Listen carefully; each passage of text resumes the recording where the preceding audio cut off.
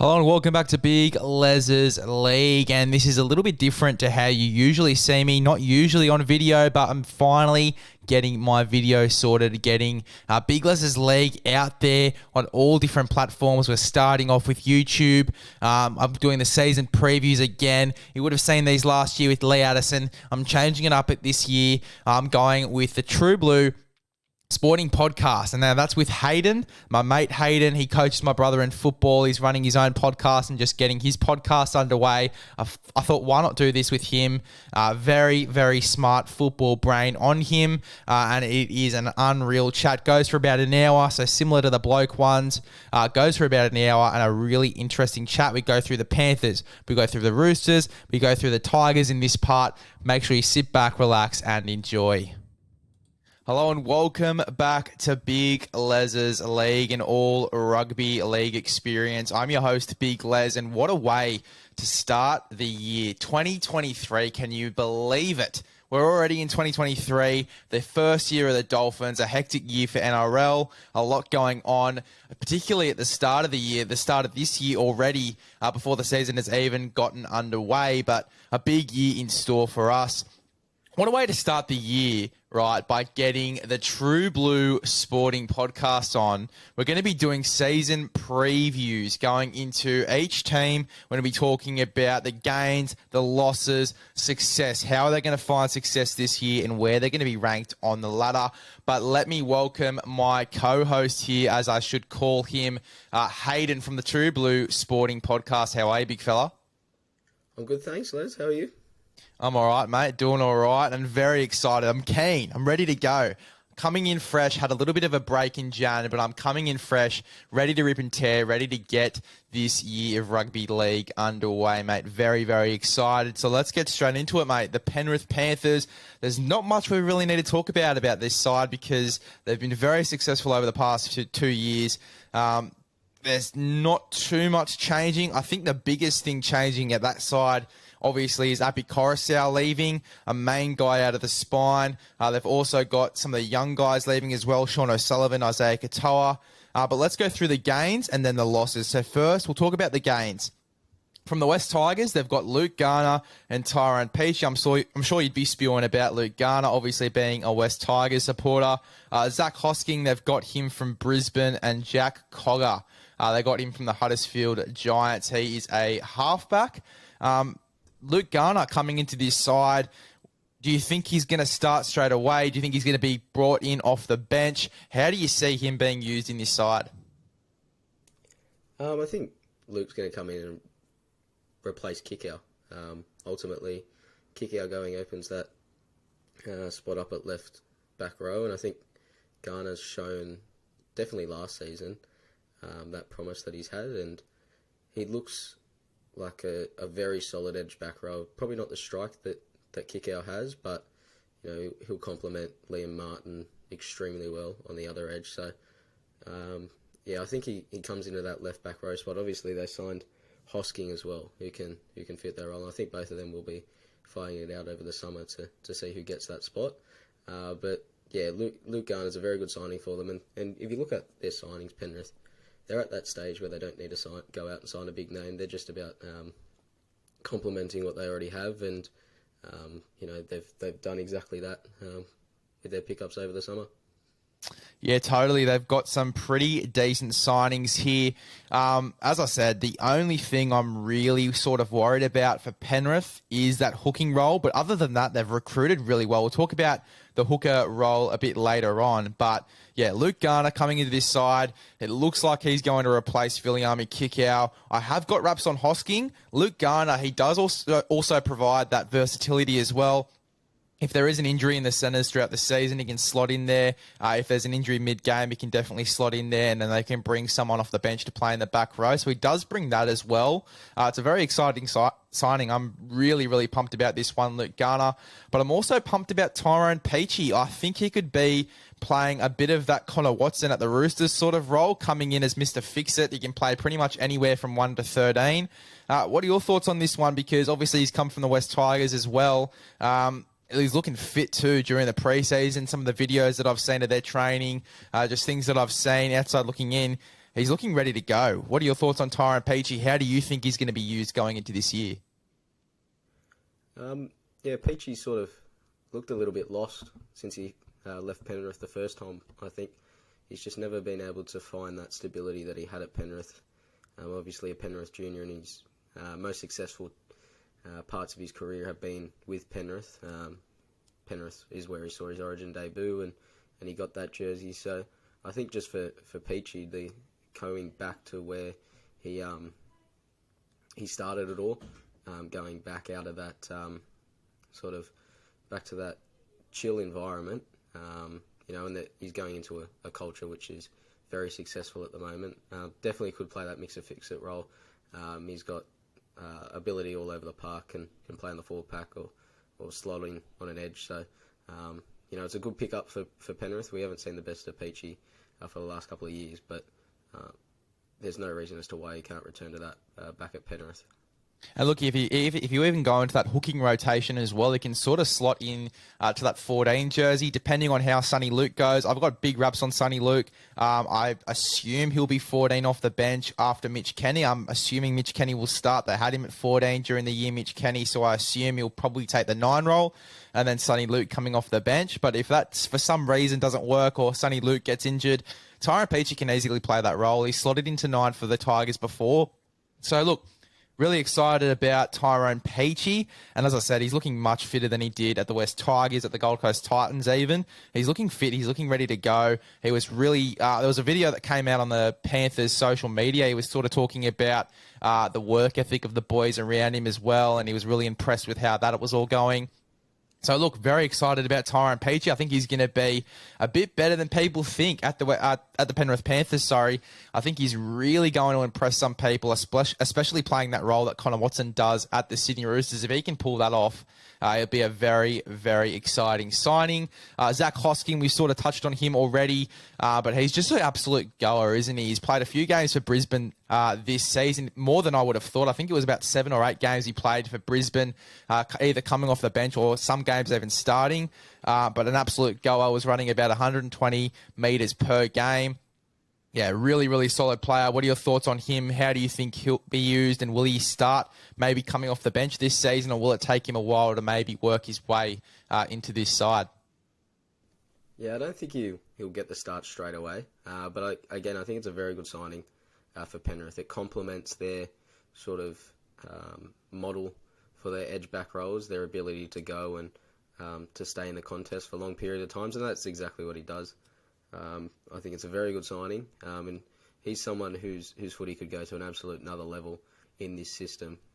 Talk about players going to Melbourne and improving their footy. Well, Penrith could be the place now. I think that's the big test for them moving forward, is bringing players in and continuing their success they've had over the last couple of years. They've been very successful, and they're going to have to rely on the likes of Zach Hosking in terms of that's going to be their recruitment strategy now. With the core of their side almost settled, they've got to rely on bringing in players, developing them, and getting them better. And Hosking's definitely got that ability to improve his game, that's for sure. And look, you don't really see that many signings from Penrith Panthers, especially over the past few years. They've been really focused, especially when Gould was there, bringing those younger guys, developing the guys they already have.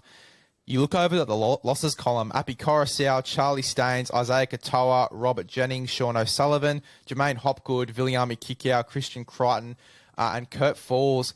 Christian Crichton, we know, was released. I think he may have gone back to the Dogs. I'm not too sure. But it says he's been released, and so has Kurt Falls. So that's 2 of the guys. That's 2 of the guys that they used to come into the halves. Obviously, when Cleary and Luai were out during Origin, Kurt Falls, if it's true that he's left the club, I think he's one of the older guys as well in that system. And then Sean O'Sullivan, obviously going to the Dolphins.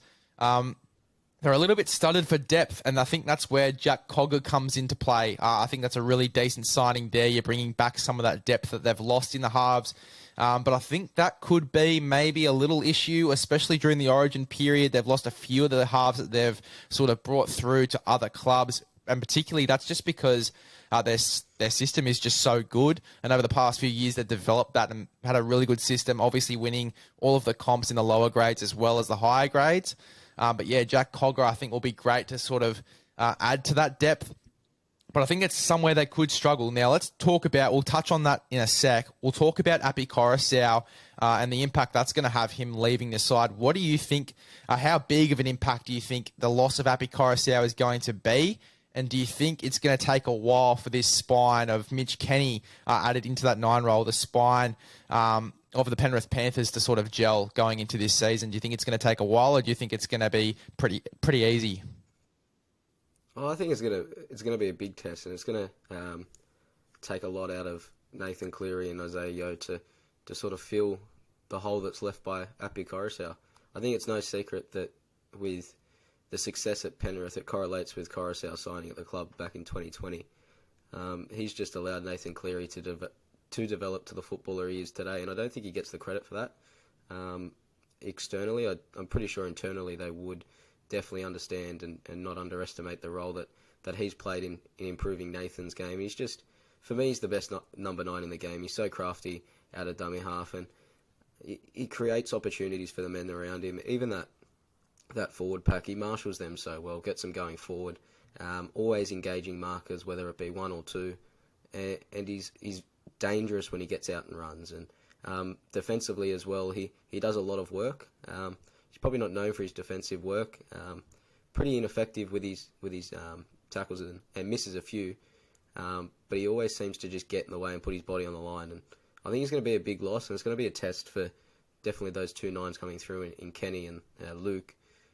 We saw Kenny do the role when Appy was there. He'd often start, but now he's going to be the main number 9, and that's how I would have them lining up, with Kenny starting and Luke off the bench. But it's going to be a test for all players in that spine. It's going to be interesting to see how they go. And personally, for me, I think it's a big test for Penrith this year.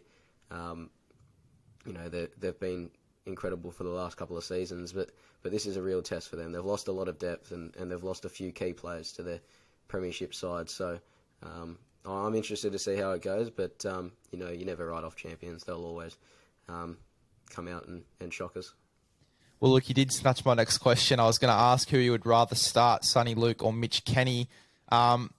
Would you maybe consider starting Luke, only because, now I know he hasn't been in the side that much, and it will take maybe a little bit longer for him to gel with the spine, but I just feel like it's going to be very similar to the style of play that they would have had last year with Api Coruscant. You get the small, crafty, sort of faster number 9 to start the game, and then you bring on the mongrel, the defensive unit in Mitch Kenny, to sort of maybe at the back end of games, or after 30 minutes, how they would usually do it at Penrith. Would you maybe a bit later on in the year, when Kenny's got a few first grade games into him, consider starting Luke and then moving Kenny to the bench? Or would you just keep it as Kenny starting at 9 and having that crafty hooker coming off the bench? Well, I think if you saw with Penrith previous seasons, and in big games, they haven't been afraid to start Mitch Kenny. So they've got trust in Mitch Kenny's game and what he does. They start him in big games to take the sting out of it early and in the middle, and then that's when Coruscant comes on and be so effective. So I think it can be a similar role with Luke. As you said, he's very similar in terms of his craft and how he plays the dummy half position. But I think with Mitch Kenny, he takes the sting out of games. He's defensively solid, and he's that perfect 9 to start the game. And then with Luke, as you said, coming on sort of 30 minutes into the half with 10 to go, those forwards will be very, very tired. And that's when those type of dummy halves are most dangerous. Yeah, totally. I agree. And it's going to be very interesting to see how the side does go without Api Coruscant. You mentioned he was one of the better hookers in the game at the moment. It's going to be very interesting to see maybe the first 3 to 4 rounds without him, when the side and the spine is sort of starting to gel with Mitch Kenny as the main number 9. But yeah, look, I would start Kenny too, only because not only does he take the sting out of the first sort of 30 minutes of a game, but they've played with him for a while now. He started some games at the back end of the season. They were sort of preparing him for this role. I think that's just where they're going to lean to. Sonny Luke coming off the bench, he does have the craft at the back end of halves, which is sort of what I like as well. So, look, very interesting. It'll be very interesting to see what sort of lane they go, maybe 10, 12 rounds in, if they do have Sonny Luke starting, or if Mitch Kenny's their guy now and they keep him at number 9. And then obviously, as I said, they've got Tyrone Peachy there who can also play that role if this for some reason doesn't work out. We'll talk about Viliami Kikau because that's another big loss in this side. And we talked about the role that Luke Garner and Zach Hosting will come into this side and sort of replace Viliami Kikau. But still, it is a big hole to fill, a massive hole to fill. What impact do you see this loss of Viliami Kikau having on this Penrith side? Do you think it's going to be a substantial loss here? Do you think it's going to be a bit of a concern? The size loss, the power loss, and how do you see, Luke Garner and Zach Hosking? We sort of already touched on it, but how do you see them filling that mould of the loss of Viliami Kikau? Look, I think they're not going to have the strike that they have with Kikau, and I think Kikau, when he's on song, he's one of the most damaging back rowers, if not the most damaging back rower in the competition. But I don't think it'll impact them as much as people think. There's no doubt in Kikau's ability and how good he is. But he's a very strike back rower, whereas the two who are going to come in and replace him most likely, their best and worst games are very far from each other, whereas Kikau could float in and out of games. And I think it'll be good for Penrith to have that consistency on that edge. It may impact Luai's game a little bit. He's going to have to change his game instead of... it may have to do a little bit more ball playing instead of just giving Kikau the ball and let him go to work, and have to create the opportunities for his outside back rower. And that's something which, again, for Penrith, these teams who are at the top, they need to continually adapt, and continually get better and change their game style. Otherwise, teams will just easily pick them off and do enough film. So I like how this year, that left edge, it's going to look a little bit different for Penrith, and their game style is not going to be the same, but that's what's exciting me about them moving forward. Yeah, no, totally. I'm very excited to see how they adjust with losing both Api Koroisau and Viliami Kikau going into next year. I mean, you couldn't have picked two bigger impact guys in this side to lose going into next season, but I feel like, as you said, it's not going to be as big of a hole as people think. It's not going to be as hard to adjust as people think because they've got pretty decent replacements coming into this side and already in this side who they've developed in Mitch Kenny, Sonny Luke, Luke Garner, Zach Hosking. These guys who are still young, who have still got plenty of strike in them and plenty of gas left in the tank. It's going to be very interesting to see how these guys fill the holes left by some of the losses in this side. We'll touch on Jermaine Hopgood as well because he was the captain in the younger grades, and I think it's quite hard when you lose a leader, a future leader especially, coming through the grades in Jermaine Hopgood. He was the captain of the side. I think it was it wasn't SG Ball, it was Jersey Flegg, and they won the grand final. For that side, they won all of their grand finals, which is just absolutely insane. It's the first side to do that in history. But Jermaine Hopgood was a key part of that side, a captain in that side. Talk to me about losing, captains in the lower grades, because I think it will have an impact on their juniors. They've lost a lot of the juniors, particularly in the halves, which is going to be very hard to sort of fill. But then again, you've got young guys in other teams that would be very interested in coming over to this Penrith system. So look, talk to me about the impact of losing a guy like Jermaine Hopgood, a captain in the lower grades, a future captain that could have come into this Penrith side. Look, I don't think it'll be as big as a loss, sort of as you think. This Penrith side has leaders riddled throughout, and leaders for a very long time. Nathan Cleary's only early 20s, and he's the captain of the club, so he's going to be there for a very long time. Same with Isaiah Yeo. They're all going to be there for long periods of time, and although it's losing depth isn't always a good thing, you want to have a deep squad. You can see how quickly injuries can happen, and you want that depth there. But that again, that's what Penrith face now. The challenges that they have is being so successful in all grades, as you said. People are going to be looking at players who can't get a crack in their first grade side, and Hopgood, as you said, he won a premiership with the reserve grade side, I do believe. So people are going to be looking at these sides and want those players who can't crack it, and I think it's a good pickup from Parramatta, and hopefully he gets the playing time that he's moved for. And but yeah, there's leaders everywhere, so I don't think the loss of leadership will impact them. But you still want that depth there. Yeah, totally. And I think depth is going to be something that they're going to have to really focus on going into next year, particularly the guys that run the development in this side, getting some young guys, especially halves, into this team. We'll quickly touch on Nathan Cleary because I think we talked about losing a lot of halves in the lower grades. They've got to keep him in this side, and particularly when they get to that origin period, they've got Jack Cogger there. We don't know really who's going to be playing 5'8" in this team. There's a few younger guys that I've heard of, but they really do need to keep Cleary in this side, make sure he doesn't get injured. I think that's going to have to be the main priority for Penrith. If there's any major concerns, it is keeping Nathan Cleary in this side. We've seen a few stars go down with injury, Ryan Pappenhausen, Tom Trbojevic, pretty hectic injuries as well. I think the main focus for Penrith is keeping Nathan Cleary in this side if they are to go on, maybe get a three-peat. But where do you see them sitting on the ladder? I've got them first to third. I think they may drop a little bit, but I think that they'll still be the minor premiers at the end of the year. So first to third for me. Where do you sort of see them sitting on the ladder and why? Yeah, they're definitely going to be in the top four.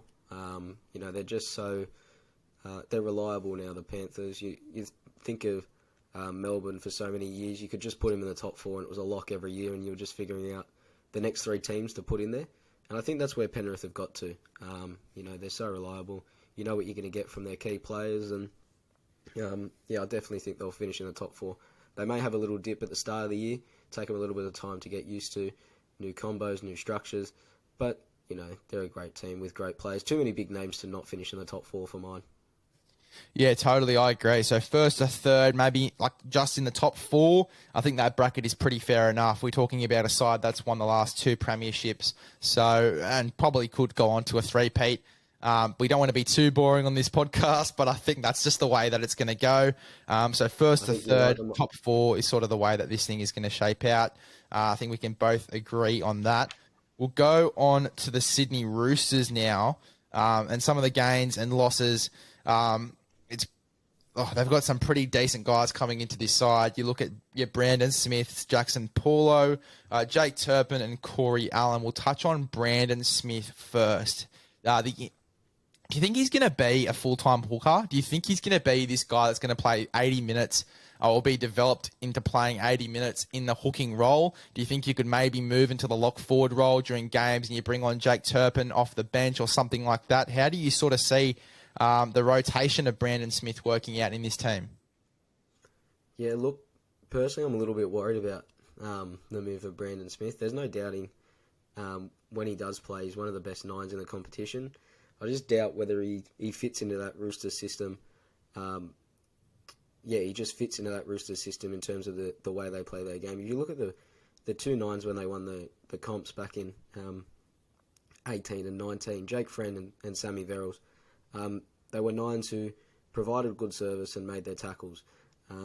Whereas Brandon, he likes to get out and play. He likes to take the game on, and he's very proactive at a nine, and he always looks to take the ball. So I doubt whether it'll fit into their game style, and it's going to be a test for Robinson and the spine players at the Roosters to change that and to create a game plan which fits all players in it. If there's any coach that can do it in the competition, it's definitely Trent Robinson. But I think there'll be a teething process there with Brandon Smith for sure. He hasn't played nine for a whole year, and he's getting a pre-season under his belt there. But it's going to take a little while for him to get that nine position down and to be able to play 80 minutes there. But that's what I think. I think it's going to be a little bit of a teething process there for the Roosters, and I think the fans of the Roosters have to be patient early, because they're not looking to win games in rounds 1, round 2, 1, 3. They're looking to win qualifying finals, prelims, and grand finals. So it's going to take a little bit of time, but there's no doubt if anyone can make it work, it's the Roosters. Well, I said pretty much the same thing to mates the other day. I was saying it's going to take a while for Brandon Smith to sort of develop into that full-time 80-minute hooker if that's the way they're going to go. And I just got laughed at. Like, this is I'm talking to mates who are full-on Roosters supporters. They're like, nah, we're going to win every game.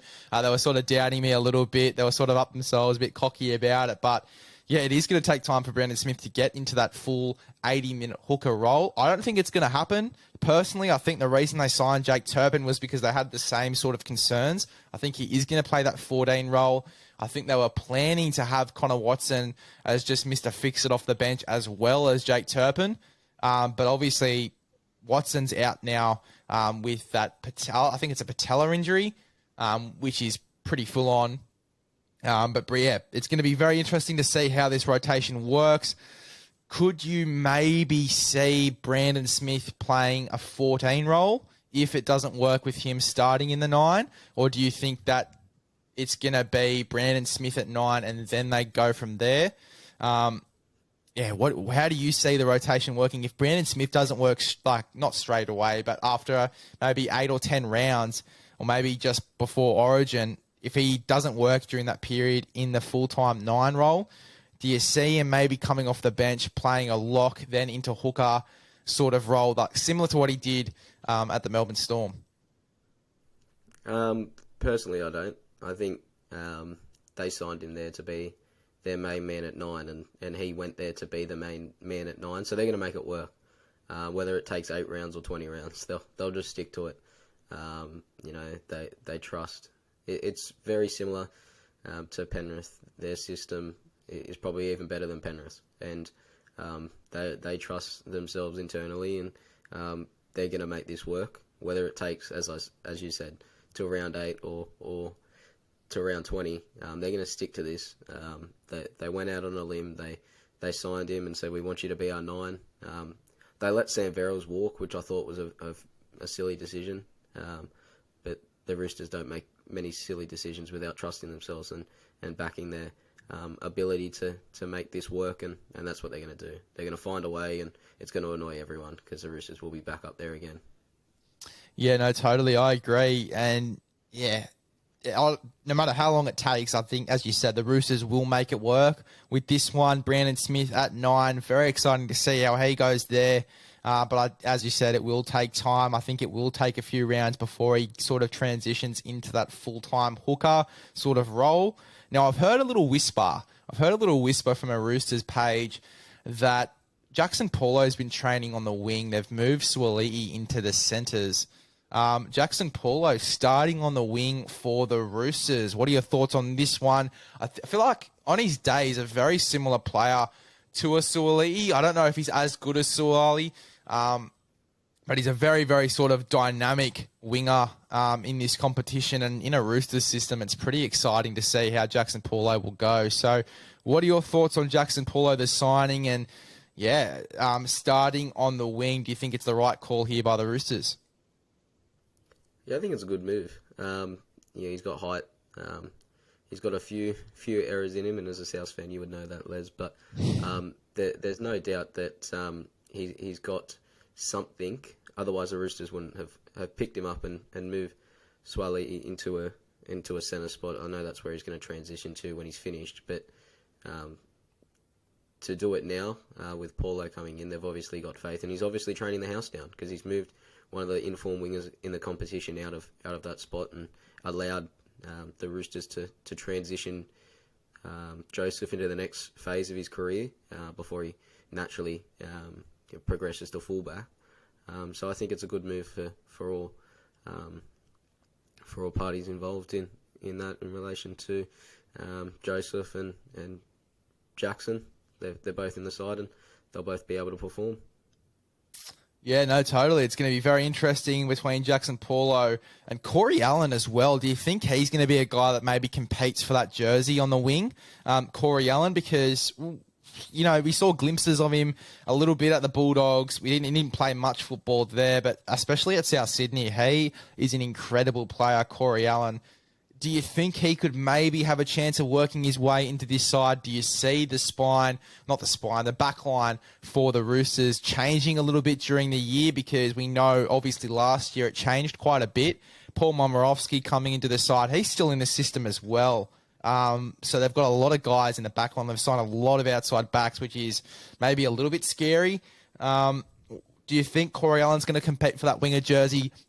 And do you see the backline changing a lot during the year, or do you think maybe they might set in stone Jackson Paulo, this is your jersey until Origin at least?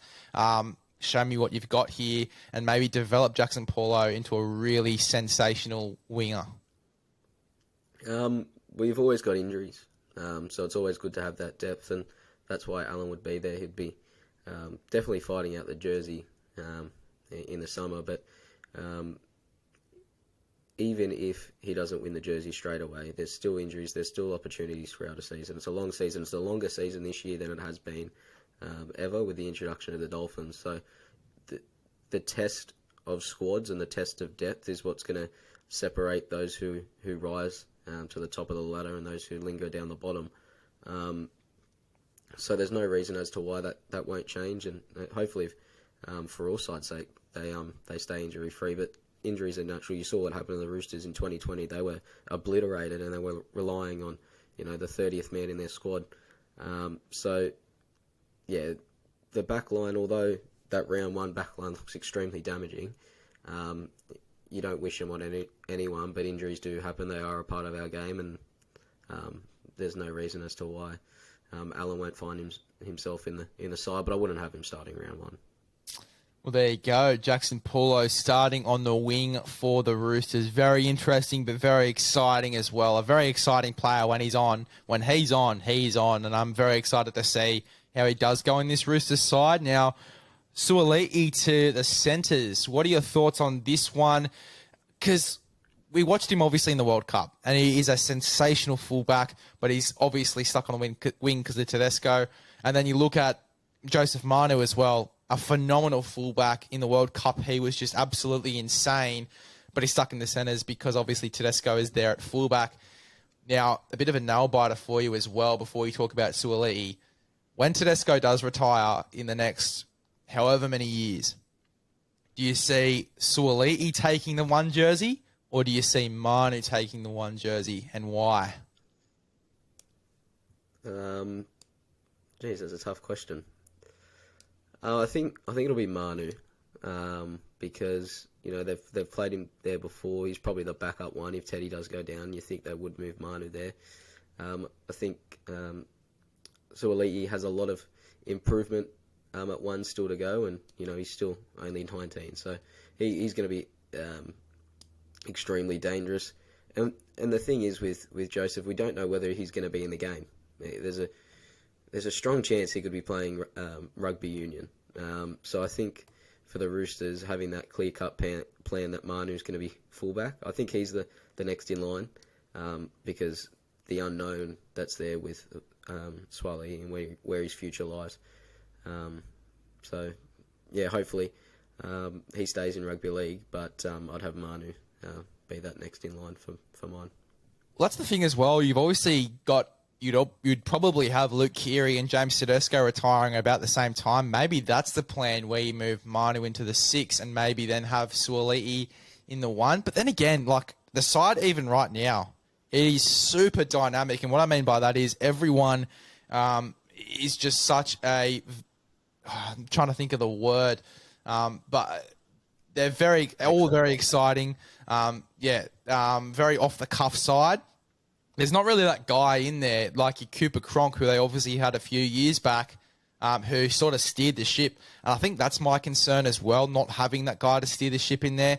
Do you think James Tedesco moulds into that guy that steers the ship this season? Do you think that he's sort of changing his game up? He's obviously already a leader in this side, but do you think he moulds his game into the sort of game-managing player in this side? Do you think he sort of is the game-managing half at fullback?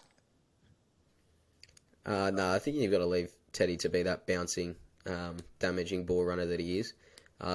He's the best player in the competition, so I don't think he needs to change his game. And he can carry this Roosters side a very, very long way. He's good enough on his own to take this side to a premiership, and he's got help around him. Sammy Walker, there's no reason as to why he can't turn into that game manager, and that's his test as a half, to produce that composed, that cool head when the moments arise in big games. That's his test as a 7, and there's no reason as to why he can't model his game into that. He's obviously an off-the-cuff footballer, but then you need your 7 to be cool in those moments, and you don't have to have a game managing 7, but you need to have someone who's cool, composed when they need to be, and in big games with not long to go, that's where Sam Walker's development as a half is next for mine, and there's no reason as to why he can't do that. He's been fantastic all throughout his career very early on, and he's continued to develop and taken those strides. So that's the next one for him. Well, I'm really excited for Sam Walker. I think he definitely needs to add a few kilos onto him as well. I've heard that he's added about 5 kilos already onto him during the preseason, which is very, very exciting. I'm super excited about that. I think he's sitting around the 90 kilo sort of mark, maybe just under it. So, look, very excited to see how Sam Walker goes in the halfback jersey. Can he turn himself around into that game-managing half? We'll have to wait and see. Let's have a look at the losses table, because I by my own fault, we skipped over it a little bit, but they're losing Freddie Lussick, Ronald Volkman, obviously the Warriors during 2022. They've lost Daniel Saluka Fafita to South Sydney during the season. Lachlan Lamb went to the Super League during the season as well. Then going into 2023, we've got Takiaho and Adam Kieran leaving, going to the Catalans Dragons. Nguama going back to the Super League as well with Huddersfield. And then obviously we talked about Sam Verrills leaving as well to the Gold Coast Titans. That is a lot of losses. Particularly, we talked about it with Penrith in the lower grades as well. Your Freddie Lussicks, your Ronald Volkmans, your Lachlan Lambs. I wouldn't say I'm concerned, but depth-wise, are they going to be okay here? I know they've got a few guys that can cover, or a few guys coming through still in this Roosters system that are quite good, but that is a lot of losses, particularly in the lower grades.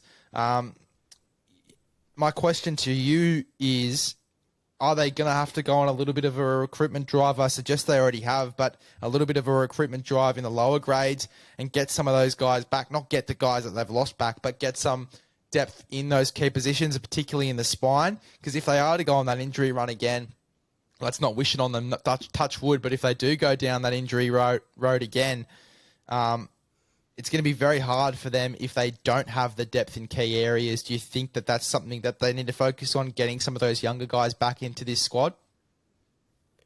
Yeah, I think they're always looking, every club's looking to recruit in the younger grades, and there's the Roosters seem to do it better than most clubs. So they definitely have a plan with letting these guys go and having players in place to come through.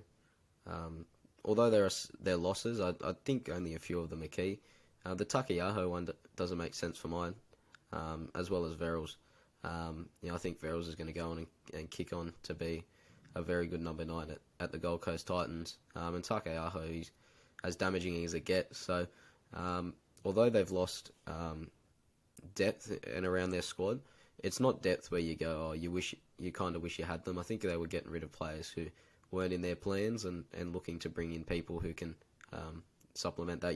They get rid of Nguama, but they bring in Paulo and Allen. So they seem to have already. Turpin comes in as well for Verrills. So they seem to have, got rid of who they don't want and to bring people in. So they seem to. Well, the Roosters will know what they're doing, and I'm not going to doubt them because of how good of a franchise they are. That's for sure.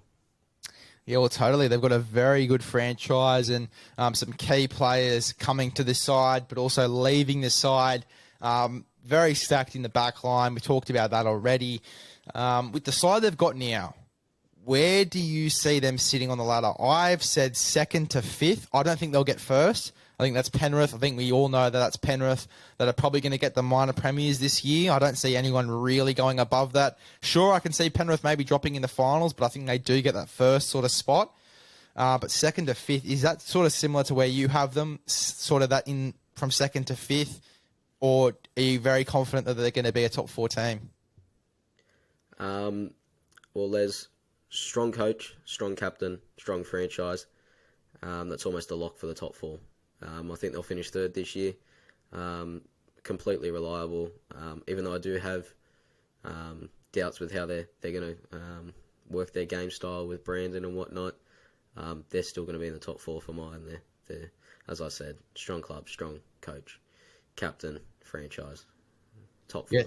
Yeah, totally. I agree. And I'm very excited to see how the Roosters do going into this year. The final team we're going to touch on today for the first part of this one is the West Tigers. Now, they've got a few gains and they've got a shit ton of losses as well. A lot of losses.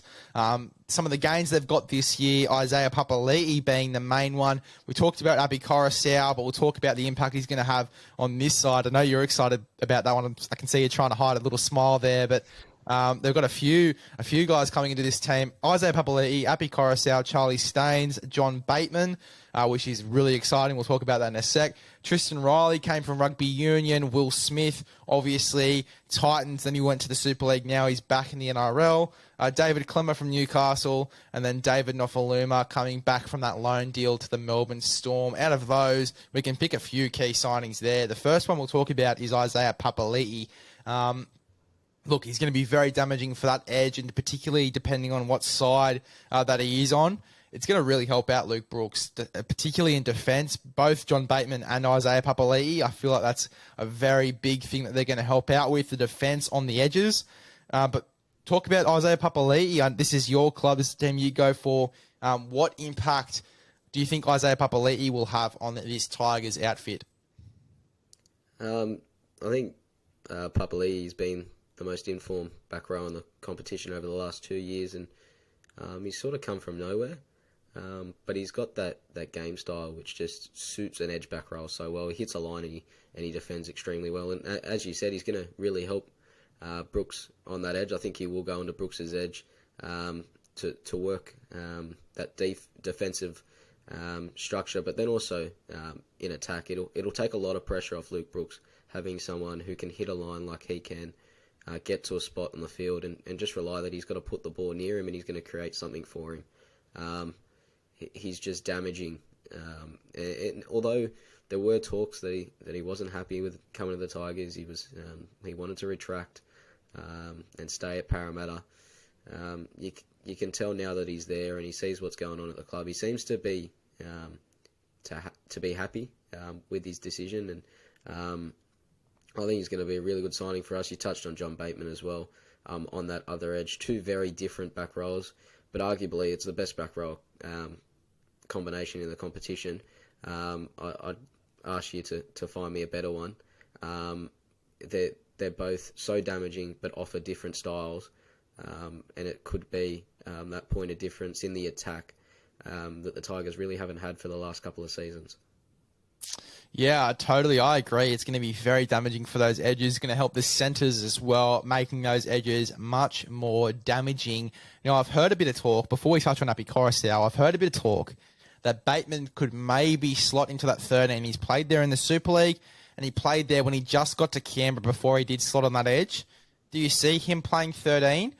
The way I see it, I would love Bateman on that edge, and I'd have Offahan Gowie in 13 where he does go so well. But do you see Bateman maybe starting off in the 13 jersey, or are you very confident that he's going to be on the edge? What are your thoughts on that? No, I agree with you, Les. I think Bateman on the edge and Joe at 13 is the best way to line up for the Tigers. You'd rather Bateman jumping around on the edge than in the middle, and I don't think the Tigers suit a ball playing 13. Although you may need one to go far in the competition. If you have someone who can act as a third front rower and just cart that ball forward, which Joe does, he was fantastic for us last year. Doesn't get the credit he deserved for how good of a season that he had in a side which did struggle a lot. With Bateman on that edge, he can bounce around, he can be damaging, he can offload the ball. Whereas in the middle, it may retract from the go forward they're trying to get, but I can see why they're looking to get him in the middle, because he does have that ball playing ability. But for mine, it's got to be Joe starting at 13. Trust in him, and for him to have another good season, and put Bateman in his best position. Yeah, totally. And he was so good at lock forward, Joe Offahan Gowie, when he did play there for the West Tigers. we'll talk about Api Coruscant. I think we've talked up him enough. But what impact do you think he's going to have on Luke Brooks and Adam Doueihi? Because you assume that's going to be the halves pairing going into next year. I think he's going to have a very, very positive impact on Luke Brooks just in terms of the structure of that team and taking a bit of pressure off him as well. They lost Hastings during the year, which was massive. But I think Api Coruscant, again, he takes the pressure off Luke Brooks a bit. How do you think that's going to work? Do you sort of agree with me there? How do you, what sort of influence do you see Api having on Luke Brooks and having on the halves together, both Luke Brooks and Adam Doueihi? Well, as I said with Api, he's so damaging out of 9. He's always engaging markers and getting the forwards moving forward, and that's his role with the Tigers for mine. And then if he does that to the ability that we know he can, that naturally takes pressure off Brooks and Doueihi, who aren't really game managing halves. They're more running halves who look to take the game on and take those opportunities. So I think it will take pressure off them. And he'll be able to manage the game from the middle of the park and get the forwards on the up, which has been the Tigers' problem the last couple of years. Although you look at the halves, you look at the strike players in the side, and a lot of question marks go to them immediately. For me, if you look at the recruitment, the club knows where they need to improve. Isaiah Papali'i, John Bateman, Api Coruscant, David Clemmer, they're all big-name forwards, and that's where they've looked to improve the squad, to allow the players that they've got in the halves to play the game style that they want. And I think they've identified where they need to improve. It's where I've been saying for years with my Tigers, we need a forward pack to allow Brooks to play off the front foot. Now he's got it, and that's his test. Producing it when he has the platform, which he so desperately needed for so many years. Yeah, totally. I agree, and I can't wait to see what sort of impact Api has on Luke Brooks, how Luke Brooks goes this year, and if he does have that pressure taken off him so he can perform to his best. Because I tell you what, we saw him performing at his best, particularly when Jackson Hastings just arrived, when they won those 2 games in a row. Even though they only won by 1 point, you could see it was a totally different outfit to other stages in the season when they weren't going so well. So, look, very excited to see the impact that Api does have on the side. And I think hooker was generally a spot that they were looking to sort of fill for a while. They had Little there for a little bit. They had Simpkin there for a little bit. But I think it's the position they were trying to fill for a while. And now that they have filled it, I think it's going to be very, very smooth sailing. Not 100% smooth sailing, but I think in terms of finding hookers go, it's going to be pretty smooth sailing with Api Coruscant there in the 9. Do you think he's going to be an 80-minute hooker as well? Do you think they're going to mould him into 80 minutes, or does Simpkin come off the bench in the 14?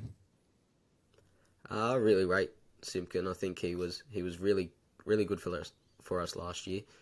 Just struggled a little bit with injury. But yeah, I think Coruscant will play a lot of minutes.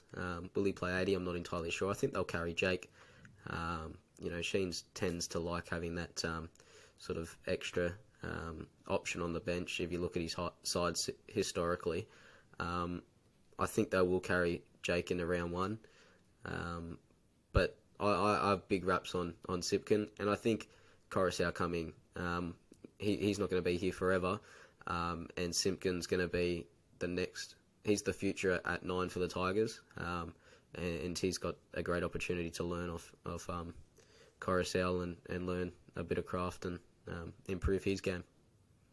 Yeah, totally. Well, very excited to see if Api Coruscant, they do mould him into the 80-minute hooker, or if they do implement Simpkin off the bench. I think that Simpkin would be a good way to go. They're not really too much contrasting hookers like you had, obviously, at Penrith when it was Mitch Kenny coming off the bench for Api Coruscant. They're both very flamboyant sort of players, very exciting sort of players.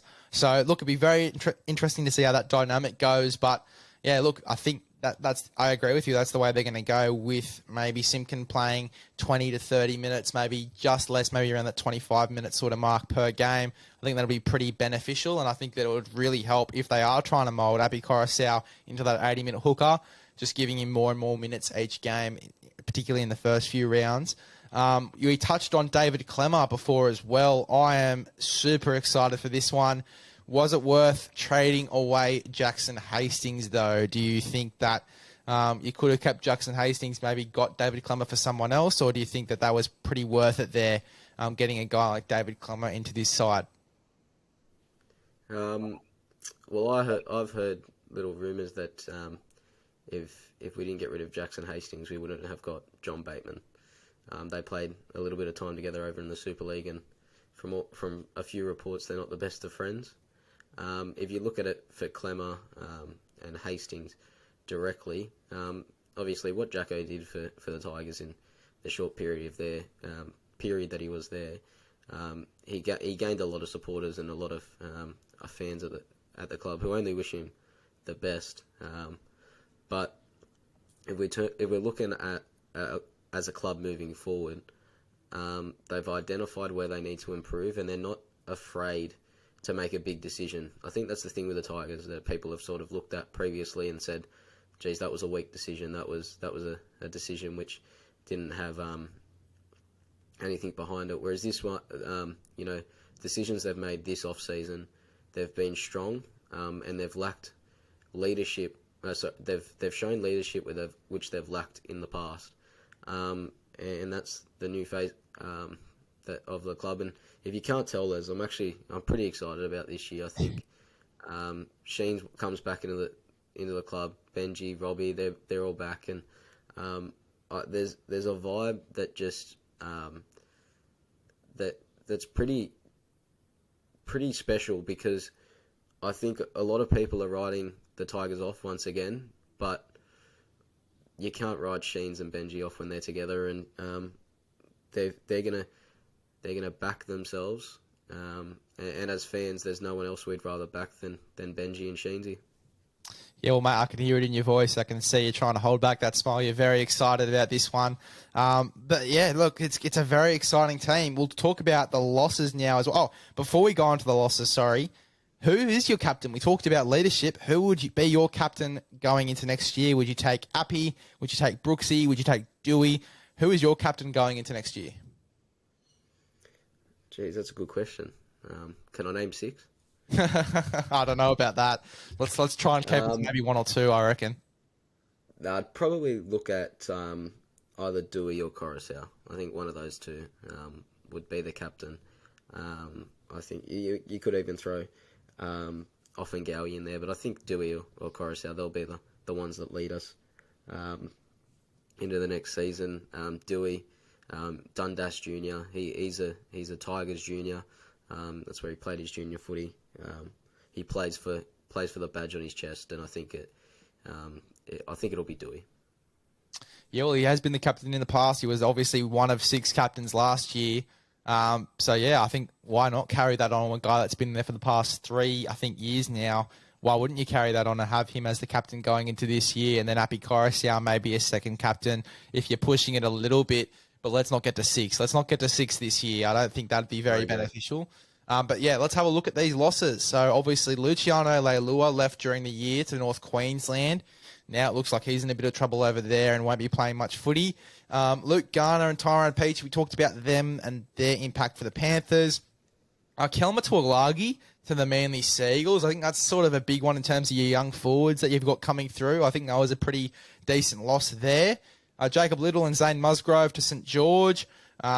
Again, you'll talk about the depth in the hooking role. They still got Simpkin there, but Little, I don't know if I would have personally gotten rid of him. He did do very well when he did come into hooker for the Tigers. And in terms of depth, I thought he would have been a bit played very well, but obviously he can't turn down a starting role at the St. George Illawarra Dragons. So, look, that's a very interesting one there. We'll sort of touch on it now. Little, what are your thoughts on him leaving the West Tigers, going to St. George? And do you think it does sort of damage the depth in that number 9 role, or do you think they're pretty content there with just having Simpkin? I think a few other development guys in that side.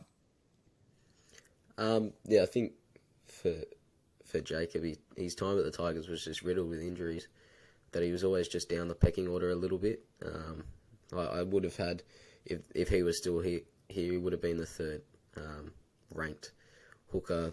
So I think it was just surplus to requirements. He wasn't needed. He got, as you said, he got that opportunity at St. George that he couldn't turn down. So I think it makes sense for both parties for him to go. And there are a few number 9s coming through that have very high raps on them. So the club, in terms of juniors, is in the best place it's ever been.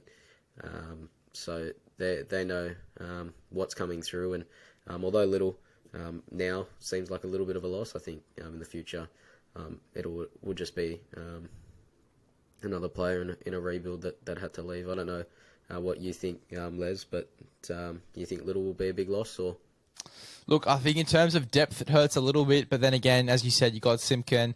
There are guys in the lower grades doing quite well in that hooking role. I've heard a few names pop up. You signed a Fainu brother, I think. I think it's Sione Fainu, who's a dummy half and plays in the halves as well. So you have got a bit of depth there. But yeah, look, it obviously does hurt. You have heaps of depth in one position. You lose one of the guys that was playing quite well for you guys, particularly whether it was 9 or 14 off the bench. It will hurt a little bit, but I think, as you said, it was sort of necessary. You're signing all of these big signings. You do have to sort of push a few guys to the side. And I think you look at the side that you've got now, I think, sadly, it was worth it. Jock Madden, I think that was massive in terms of depth in the halves. I thought when he came in, but I forgot who it was that was injured, but when he came into this side, I thought he was very, very impressive, Jock Madden. What are your thoughts on this loss? And do you think this one hurts in terms of depth? Yeah, this one does. The fact that there's no clear, obvious backup to either half is a little bit of a worry for injury and performance, because you can't drop either of them, because who's going to come in? Jock, he's not going leaving the club in the same circumstance that Little is to take a starting role. He's playing the same role with Brisbane that he is with us. He's not guaranteed a start, so that doesn't make sense for Jock to leave. But as I said, Sheens has been very adamant the whole time that this next group of youngsters coming through at 15, 16, 17 and 18 are the best the club's ever seen, and that's including the premiership core that saw us win a premiership in 2005. So that's what the decision is based around, is that there is guys in the Western Suburbs Magpies and the Balmain Tigers systems who are being hallmarked already to be the replacement to Brooks and Dewey. And although there's no clear-cut replacement right now, Sheens has been so adamant in the past that this group is ready. And that if one of them do go down, there's someone there to take the job. Who is it? We don't know yet, but the club definitely know who's gonna fill that role. With Jock going, Les, do you think it's a positive thing for the Tigers moving forward? Brooks, Dewey, no pressure, but is that a good thing? For depth, it really hurts, and I think it hurts more than Little. As you said, there's not really a clear-cut guy to come in if Brooks or Dewey go down. I think Simpkin has played in the lower grades in the halves before, but he's been training there too. Yeah, I look, it's interesting. It's very, very interesting. It's a guy I didn't expect to leave. I thought he was pretty clear on re-signing with the club, and then left obviously to Brisbane. Look, it definitely does hurt in depth. Was it necessary? Maybe. As again, you look at the guys coming into this side. You do have to push some guys on, but was Jock Madden the right guy to push on? I'm not too sure, because it is going to hurt that depth in the halves. It really is. And until they sort of get a young guy that will be that sort of depth half, I'm not too confident that it was the right move to get rid of Madden. Unless there's a guy we don't know of that's in the lower grades, that's doing really well, that could be upgraded to a top 30 contract. Yeah, I'm really concerned, because he was fantastic for the Tigers when he did come in as well when there was injuries. So, yeah, I think that's a pretty decent loss. You look at all the losses in this table, I think while obviously he wasn't a top first-grade player, he's probably one of the bigger losses in this team that they are losing going into this year. They've obviously also lost James Taumo, Oliver Gildart, obviously Jackson Hastings, who we've talked about already, and one of the young guys has been released as well, William Kay. But that's a long list of losses, and I was sort of talking about it last year. I was talking with one of the past coaches under Des when Manly won the comp, Lee Addison, when we were sort of doing previews last year. And he was very adamant that a lot of losses is sometimes a good thing for a club, especially when you're in that rebuild phase. You're trying to get big signings into that team. You're trying to get stars. Sometimes it is necessary. I will ask you a question, though. Charlie Staines has been signed, and it's reported that he could be playing fullback over Dane Laurie. Do you think that's the right move or the wrong move? I know I'm very adamant that it's the wrong move for me. I think that Laurie has shown how good of a player he is. That tackle he made on Clint Gutherson last year in his own in goal. He's a pretty impressive young guy, and they've already blooded him into that role, and now they're looking to put someone else in there. I think it's pretty unfair. Right move or wrong move having Staines in the fullback jersey? I think that there's a conversation in that jersey is the best thing for the club. Laurie, although he's been very impressive his last 2 seasons, you would have loved for him to take a leap after his rookie year. I don't think he took that leap that everyone was expecting him to do. If you look at the leap that someone like Reece Walsh, who was in his debut class, took his following season, Laurie didn't quite take that leap. So I think the fact that there's a little bit of pressure on him to maintain that jersey is a good thing. I think ultimately it'll be Staines who moves to the wing and plays on that wing in round 1. But the fact that there's an option for the club if Laurie goes down. Stafford Toll played fullback last year, and he's not really known to be a fullback. He's more of a centre or a winger, so we're sort of manufacturing a fullback out of nowhere. The fact that there's a genuine option there makes sense to train them both there. There's no definite that one's got the jersey and one doesn't. The fact that there's 2 options is only a good thing moving forward. If Laurie goes down, then there is that ready-made replacement there. I think I've got Laurie starting round 1 for mine. But if you look at if you see the way that Sheens has been talking in the media, he's keeping his cards close to his chest, and we'll wait to see who wins that jersey and wins the battle. God, it is going to be very interesting. I think there's going to be a lot of angry West Tigers fans if Laurie is moved out of that jersey, because as I said, he has been fantastic over the past few years. Very interesting to see who gets that fullback role, and I hope it's Laurie. But the fact that there is a bit of sting there between the 2 fullbacks is going to be very interesting going into next year, and I think it also motivates a guy like Dane Laurie, who is still quite young, to play really good football. So very, very exciting. I think blooding the spine, whoever they do go with, whether it is Laurie or Staines, they need to keep that until Origin and sort of blood that spine in, particularly in the halves as well. There isn't many replacements there, but they've got to keep it as Brooks and Dewey, and I think that now that there isn't many options, it's going to be much easier to keep the halves that way. Keeping that spine from 1, 6, 7, 9, and 13, particularly 13 as well, Joe Offahan-Gowie. I think they need to mould him into that role if he isn't moulded there already and keep him in that 13 jersey. But they really do need to keep a very, very similar spine throughout the entirety of the year. We saw it happen with Brisbane a few years back when they got the spoon. They changed their spine too damn much. And when you change your spine that much, you don't let your halves gel, and it really, really sets you back a bit. So keeping that spine, blooding that spine together, I think is going to be a key thing for the West Tigers here, and keeping Dane Laurie at 1. I think that's my personal opinion. I think opinion of many West Tigers fans out there, keeping Dane Laurie in that number 1 jersey. It could change during the year. As you said before, injuries do happen. It is in our great game that injuries do happen. We could see Staines going in there. I think keeping Dane Laurie at 1 is going to be the key for me, and the structure that Api Coruscant is going to have laid on this side is going to be fantastic. I've sort of pretty much covered everything there. Where do you see the West Tigers sitting on the ladder? I've got them 7th to 10th. I think that they could make the 8. I think if they make the 8th, they'll be 7th or 8th.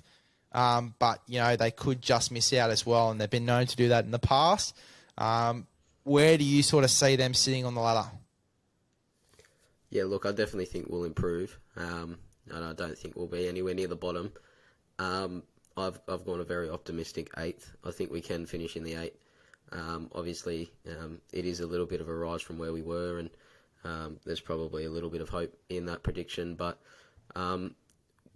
my issue is the squad's very top heavy. If there are a few injuries, there could be a little bit of, we could struggle a little bit like we did last year. But we're welcoming back Utakamanu from injury, Blore from injury, Tommy Talau from injury. They're like 3 new signings as well. So I think there's no reason as to why we can't finish in the 8th, and I think we will, and break that drought, which us Tigers fans are desperately hoping is removed this season. Well, Para did break their drought, made a grand final. Can the West Tigers do the same and maybe slide their way into the 8? I think it is a 3-horse race, between the West Tigers, the Bulldogs, and the Raiders. I think that is going to be a very adamant sort of 3-horse race that we're going to see as a theme throughout this year, particularly towards finals time, those round 20, 21, 22, etc. It is going to be a 3-horse race between those guys because they've all improved drastically. The Bulldogs signings have been amazing. The West Tigers signings have been really unexpected and amazing. And then you've obviously got the Raiders, who are just that mongrel team, and they've got a few signings in that side as well, plus some guys that had a really positive year. You've got Fogarty and Whiten obviously playing full-time in the halves together. We won't talk about the Raiders now, getting a bit off track, but the West Tigers, very exciting going into next year. And that is part 1 of the season previews. Thanks for hopping on, mate, and I can't wait to talk again about the next few teams that we'll do on this podcast. Yep, it was good fun. Looking forward to continuing.